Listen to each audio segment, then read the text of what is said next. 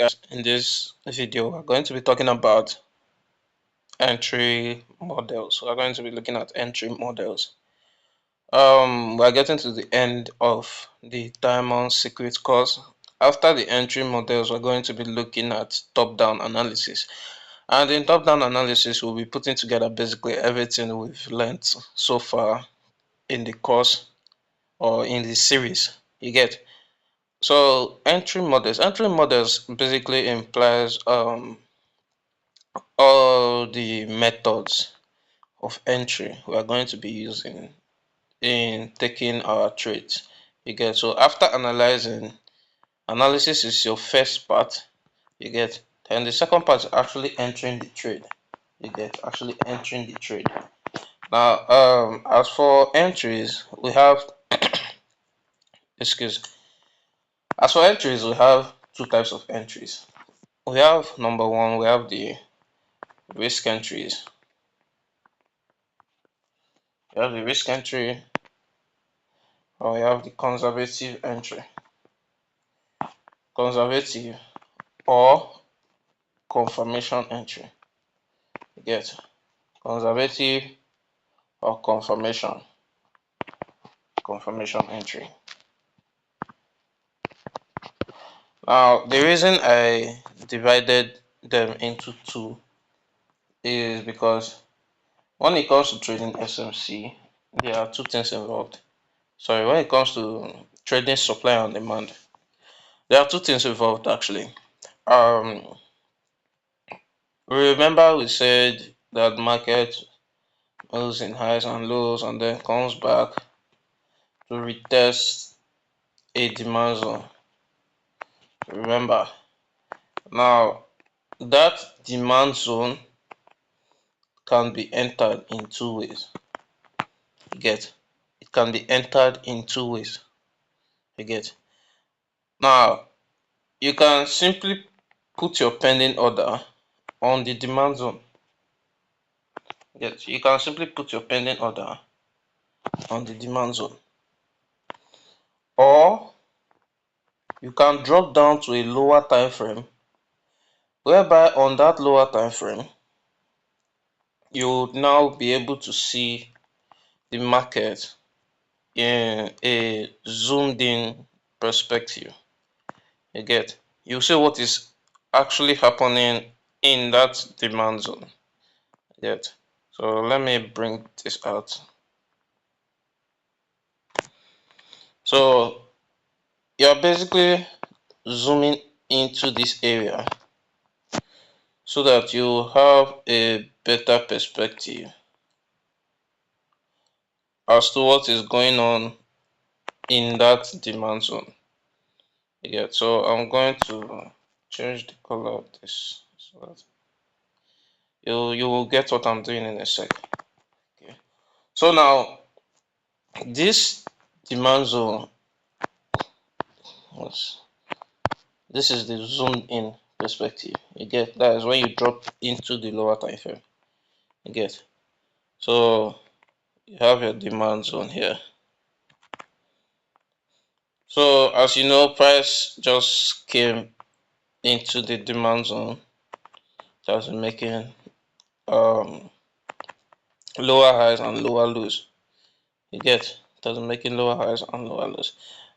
And then what happened? Price then taps into your demand zones.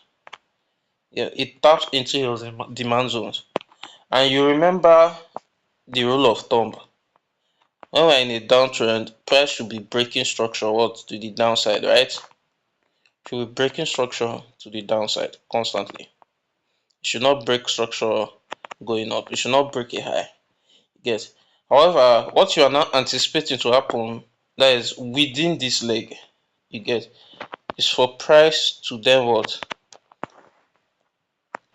Break that rule. You get. So in this place, it will not create a change of character, or as I used to call it, the shift of structure. Get. However, as in the concept of supply and demand, they call it the change of character. But trust me, it's literally the same thing. Shift of structure, change of character, the same thing. You get. So when price breaks structure like this, what do you think happened? It has broken the law. You get, it has broken the law that a high should not be taken. Now, at this point, as usual, as the rule implies, you start looking for what? Buys. So that's what you are doing. That's the confirmation entry. You get, that's the confirmation or conservative entry. Remember, the first one, you just place your buy position there and then allow the market to play out any way it wants.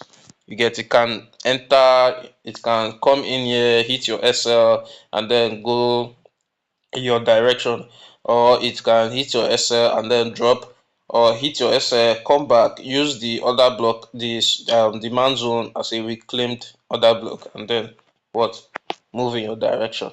You get, however, conservative entry helps you to prevent unnecessary losses. You get unnecessary losses. So you drop down to lower time frame and then watch for what is happening inside of this demand zone. You get what is happening inside of this demand zone, and the moment price changes character, that is when you automatically start looking for buys. Why? Because we are in a demand zone, and that demand zone has caused a shift in the character. You get, it has caused a shift in structure. You get, so now you are looking for buys, and within this demand zone there will most likely be smaller demand zones.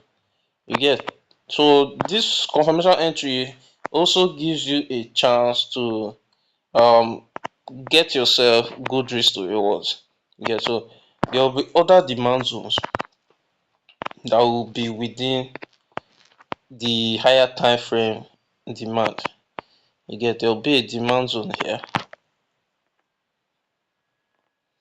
and now instead of having your SL cover the large demand, you can just place your trade here, and your SL just goes below this demand.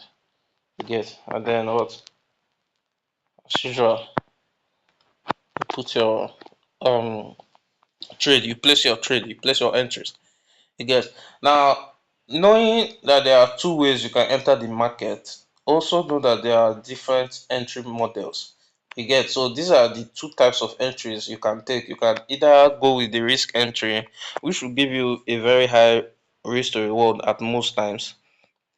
However, the risk of losing the trade is higher. You get, so you want to confirm if that demand zone is going to hold by waiting for a change of character, or the market to kind of show you signs that there are buys occurring within that demand zone. You understand? But know this, that whenever you are using confirmation entry, it's not every time. I mean, if the demand and the liquidity available at that demand zone is so much, it will most likely not give you a change of character and a retest like this. It will just tap it and then move the way it did here. It will just tap it and move the way it did here. So the cons um of using the risk entry is that you are more prone to losing trades. You get, but the pro of using a risk entry is the fact that you can get high risk to reward and you would hardly miss trades. You understand? However, the con of using conservative entry is that most times the market will move without giving you a confirmation, so you end up missing the trade. And the pro of it is that more often than none you will win your trades, and sometimes with very good risk to reward. Understand? Now, I'm going to be going over to entry models. You get entry models. Entry model is like the pattern you want to see before entering a trade. You get. Remember, we have various kinds of POI, as we said before. I've touched on POI. So let me list them again. So we have the demand, we have the supply, we have the breaker block,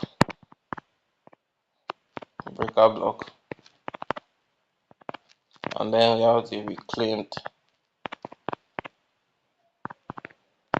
other block. Trust me, excuse me.